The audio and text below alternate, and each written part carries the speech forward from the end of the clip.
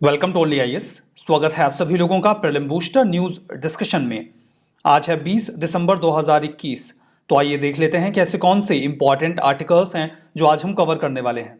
Important articles पे चलेंगे, लेकिन उसके पहले एक और ज़रूरी जानकारी है। वैसे तो आप सभी लोगों को पता है कि अभी हाल ही में हमने एक नया इनिशिएटिव लिया है ओनली पीसीएस नाम से, जो स्टेट स्पेसिफिक है।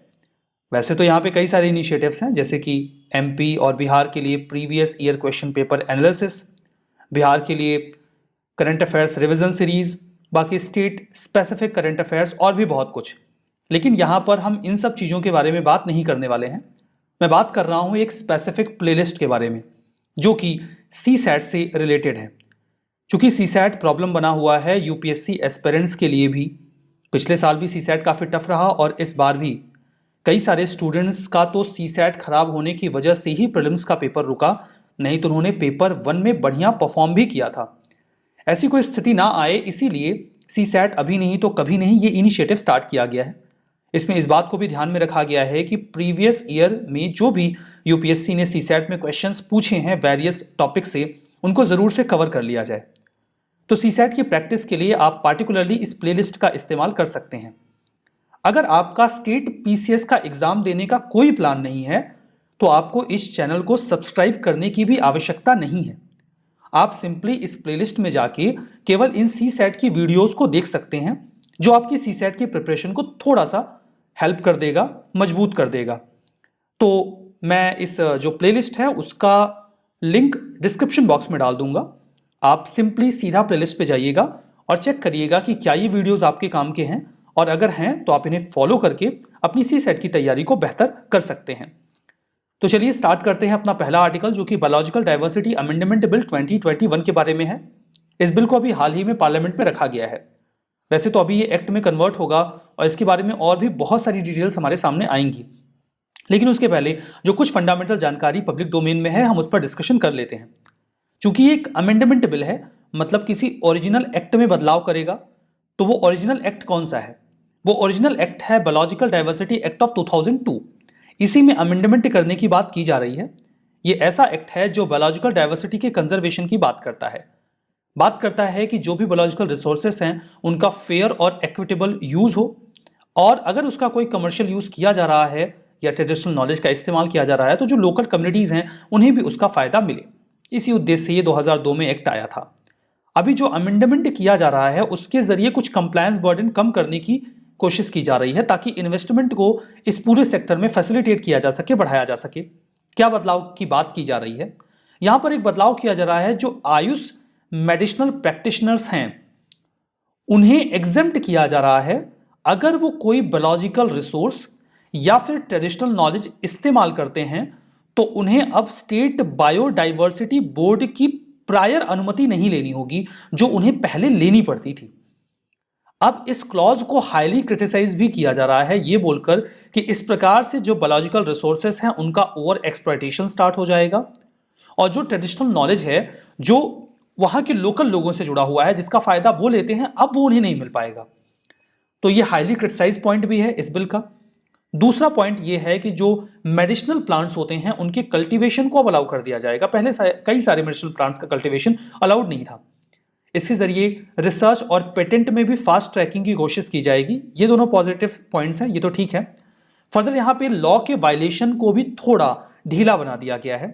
पहले अगर लोकल कम्युनिटीज को रिसोर्सेज के एक्सप्लॉइट होने का फायदा नहीं मिलता था, बेनिफिट शेयरिंग नहीं होती थी, तो एक नॉन बेलेबल ऑफेंस होता था, क्रिमिनल ऑफेंस होता था।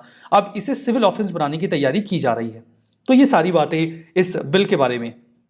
हमारा next article wild life protection amendment bill 2021 के बारे में है। लोकसभा में अभी हाल ही में इसे भी इंट्रोड्यूस किया गया है। ये wild life protection act of 1972 को अमेंड करेगा। अब भला ये अमेंडमेंट लाया क्यों जा रहा है?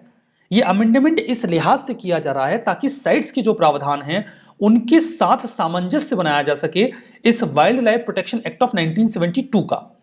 साइट्स का फुल फॉर्म होता है convention on international trade in endangered species of wild fauna and flora.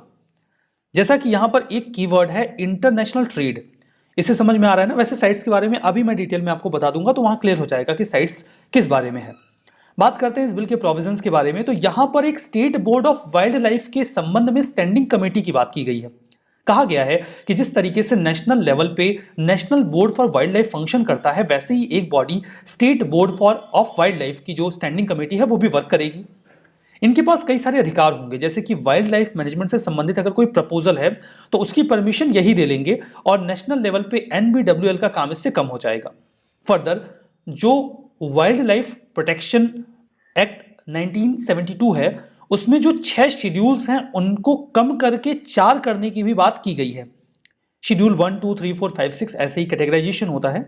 Schedules को इस बेसिस पे क्लासिफाई किया जाता है कि कौन सी स्पीसीज कितनी ज्यादा खतरे में है।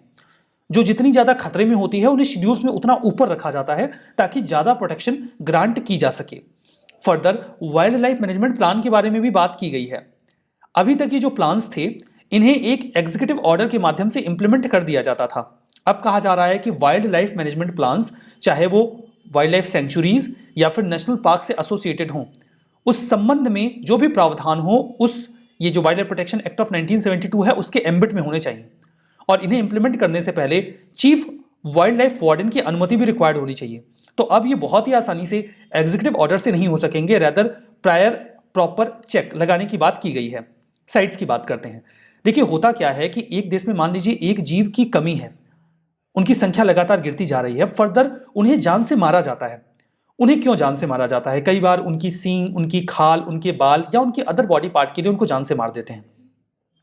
जान से मारने के बाद इंटरनेशनल मार्केट में उनके उन बॉडी पार्ट्स को बेच दिया जाता है और उससे ये जो पूरा कार्टेल रन करता है उन्हें अच्छे खासे पैसे मिल जाते हैं। अब इन जानवरों को इसलिए मारा जाता है बिकॉज इन्हें बेचकर पैसे कमाए जा सकते हैं। अगर इस साइकिल को ब्लॉक कर दिया जाए तो मतलब अगर आप जानवर को मार भी दें तो आप उसका बॉडी पार्ट बेच नहीं पाएंगे, उससे आपको कोई फायदा नहीं होगा। अगर मारने वालों को फायदा नहीं होगा तो वो जानवरों को मारना बंद कर देंगे। मतलब कि हमें अगर जानवरों को बचाना है तो उनके बॉडी पार्ट्स का जो इंटरनेशनल ट्रेड है उसे रोकना होगा।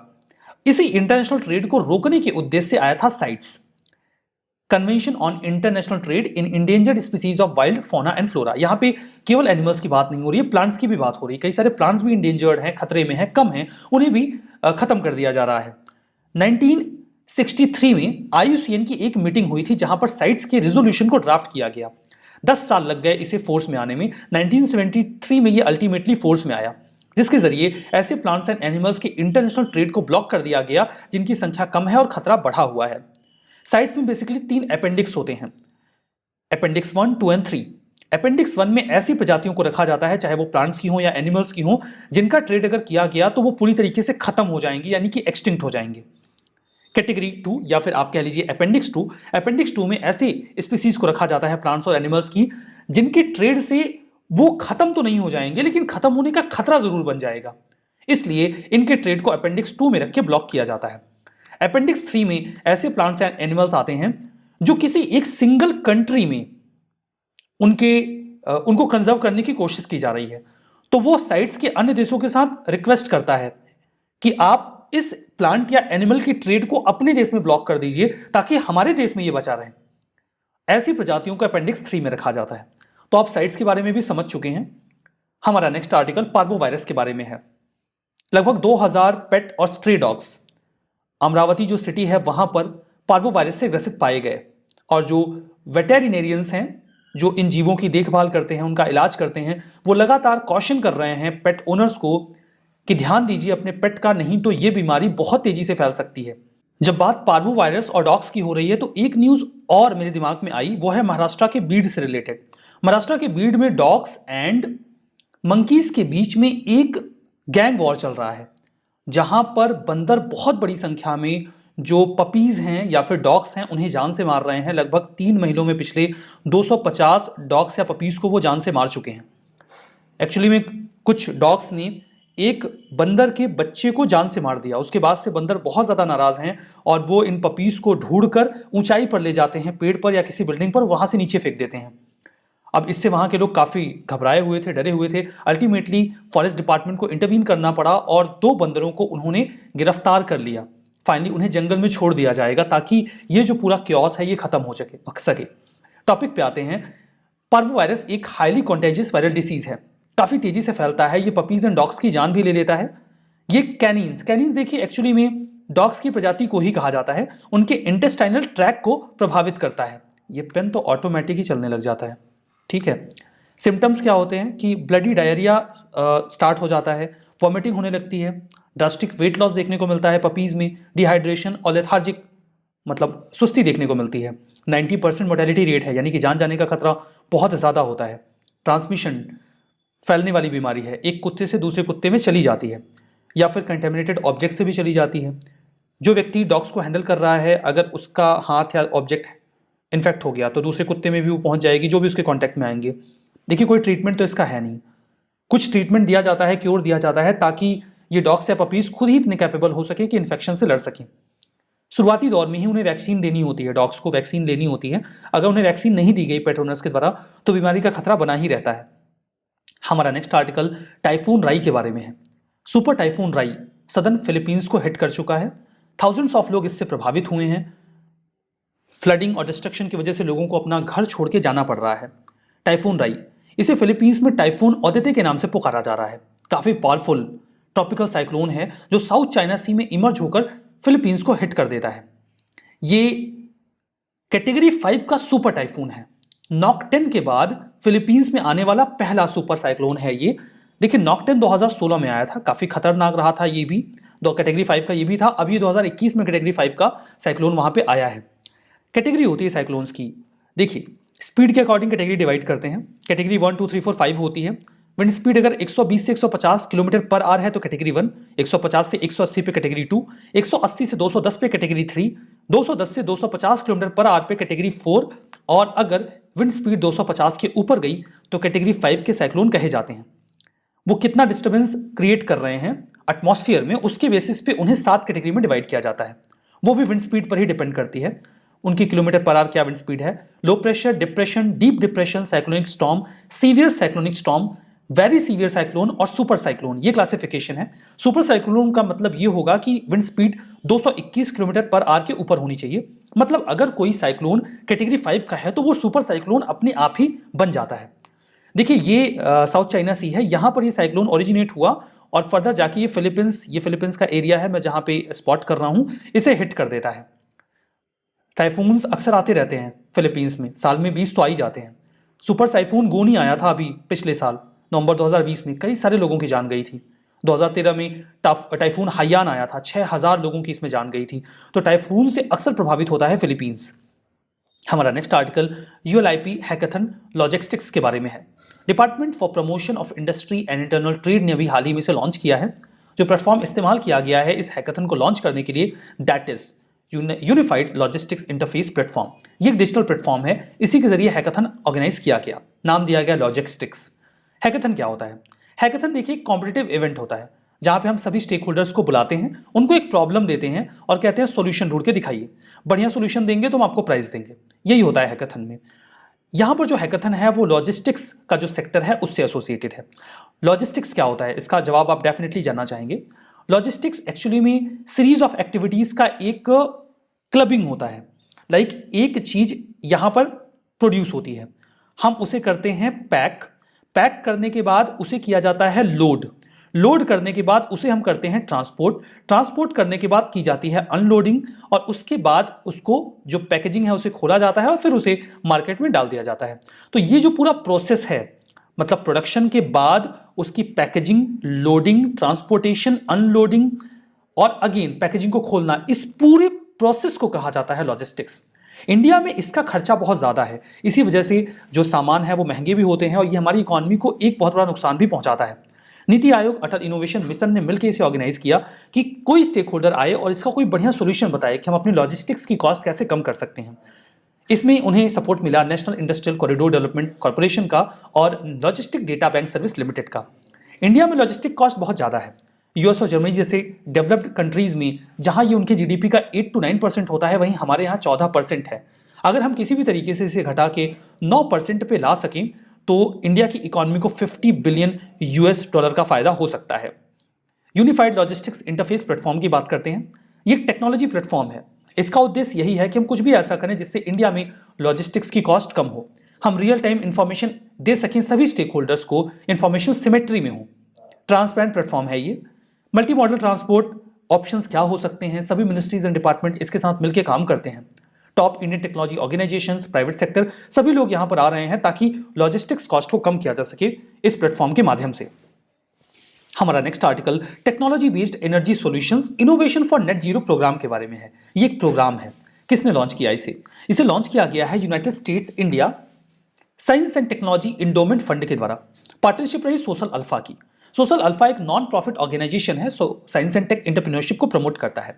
इस प्रोग्राम का उद्देश्य ये रहा कि इंडिया में कुछ आउट ऑफ बॉक्स सोल्यूशन आए जिसके जरिए हम अपना नेट जीरो का टारगेट पूरा कर सकें। नेट जीरो में ऐसा नहीं है कि हम एमिशन नहीं करेंगे, हम एमिशन करेंगे, लेकिन उसको कैसे कम किया जाए, पैरेलली उतना एमिशन कैसे हम न्यूट्रलाइज कर सकें उसका भी प्रयास करेंगे, वही निकलेगा नेट जीरो। यहां पर सॉल्यूशंस मांगे जा रहे हैं सभी स्टेक होल्डर से। सॉल्यूशन क्या हो सकते हैं? आप आने वाले समय के लिए कोई क्लीन या रिन्यूएबल एनर्जी का सोर्स बताइए। एनर्जी को कैसे स्टोर किया जाए कि उसकी इफिशियंसी बढ़ जाए। कार्बन सिक्वेस्ट्रेशन के क्या तरीके हो सकते हैं, इन सभी के ऑप्शंस तलाशने की कोशिश की जा रही है। अगर कोई स्टेक होल्डर कोई अच्छा ऑप्शन लेके आता है और उसका ऑप्शन सेलेक्ट किया जाता है तो उसे फंड मिलेगा, अवार्ड मिलेगा दो स्टेज पर। पहला होगा इग्निशन स्टेज, जहां पर उन्हें मिलेंगे 50 लाख रुपए ताकि आप अपने आइडिया को एक प्रोटोटाइप में कन्वर्ट करके दिखाइए। ये पैसे उन्हें 12 महीनों तक के लिए मिलेंगे। और दूसरा स्टेज होगा इग्निशन स्टेज 2, जहां पर उन्हें कहा जाएगा कि आप अपना प्रोटोटाइप वर्केबल बनाइए, ऐसा कि उसे 2 से 3 साल में कमर्शियलाइज किया जा सके। इसके लिए उन्हें 1.5 करोड़ रुपीस दिए जाएंगे फंडिंग के तौर पे या अवार्ड के तौर पे। रिवीजन करते हैं। Biological diversity act, Indian citizens को एग्जेम्प्ट किया गया है बायोलॉजिकल रिसोर्सेज को एक्सेस करने को लेकर। नेशनल बायोडाइवर्सिटी अथॉरिटी का प्रायर अप्रूवल रिक्वायर्ड नहीं होगा, ये गलत है। आयुष प्रैक्टिशनर्स को अलाउ किया गया है, सभी सिटीजन्स को नहीं। सभी सिटीजन्स को अलाउ कर देंगे तो हम अपनी बायोडाइवर्सिटी को लूट के बर्बाद कर देंगे। टाइफून राई वे ऑफ बंगाल में आया है, गलत है। साउथ चाइना सी में आया है।